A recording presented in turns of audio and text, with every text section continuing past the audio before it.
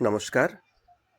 কবিতা উৎসব এডি ক্রিয়েশনের সকল বন্ধুদের আন্তরিক শ্রদ্ধা ও ভালোবাসা জানাই। আপনাদের ভালোবাসা ও পাশে থাকায় এই চ্যানেলটি নিরন্তর এগিয়ে যাচ্ছে। আজ কবিতা পাঠের আসরে আমি তাপস কুমার মহন্ত কবিতা পাঠ করছি বরাক তথা ঈশান বাংলার প্রখ্যাত কবি, যাকে আসাম সরকার সম্প্রতি জীবনকৃতি সাহিত্য পুরস্কারে ভূষিত করেছেন,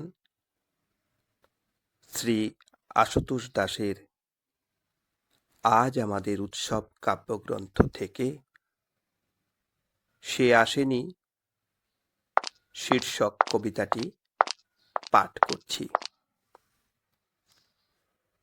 ভোরের রোদ্দুর দিয়ে সাজিয়েছিলাম ঘর, পাতাবাহারে ছড়িয়ে আয়েশ করে বসেছিল রঙিন সময়। তুমি আসবে আমায় বলেছিলে টেলিফোনে। আমি সেই থেকে চাতক পাখির মতো তৃষ্ণা নিয়ে চেয়ে আছি।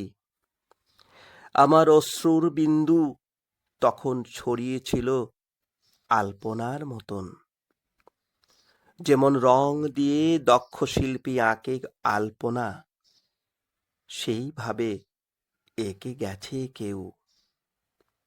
জ্যোৎস্নার পর্দা জুড়ে খেলছিল আলো ছায়া, অপেক্ষায় টেলিফোনে বসেছিল এক প্রজাপতিও। তার রং লেগেছিল কিছুটা আমার মনের ভূগোলে, তবু সে আসেনি। তার হাসির টুকরোগুলো আজ রয়ে গেছে হৃদয়ে চাপিতে। ভোর থেকে রাত্রির পর্যন্ত অপেক্ষায় দেবদারু গাছের মতো নৈঃশব্দে দাঁড়িয়েছিলাম। সে আসেনি। গানের সমস্ত রাগ রাগিনী জাপটে ধরে আবাহনের প্রস্তুতি নিয়ে বেঁধেছিলাম তোরা, তবু সে আসেনি। ফুলগুলোর সমস্ত গন্ধ জমিয়ে রেখেছি পাত্রে, তাকে উপহার দেব বলে। সে আসেনি।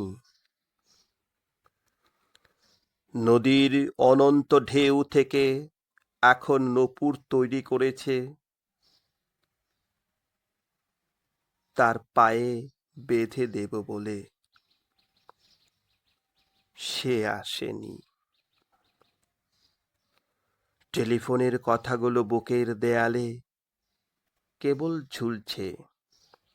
পাখিদের গানগুলো বেঁধে রেখেছি আড্ডায় ছড়িয়ে, জড়িয়ে দেব বলে। দীপাবলির সমস্ত বাতিগুলো দিয়ে তৈরি করেছি যে কণ্ঠহার, তাকে দেব বলে। সে আসেনি। অনন্ত দেয়ালের আয়নায় দেখে লজ্জায় মুখ ঢেকেছি, নিজের ছায়ার সঙ্গে চাদর জড়িয়ে বলেছি, সবাই ভালো থেকো,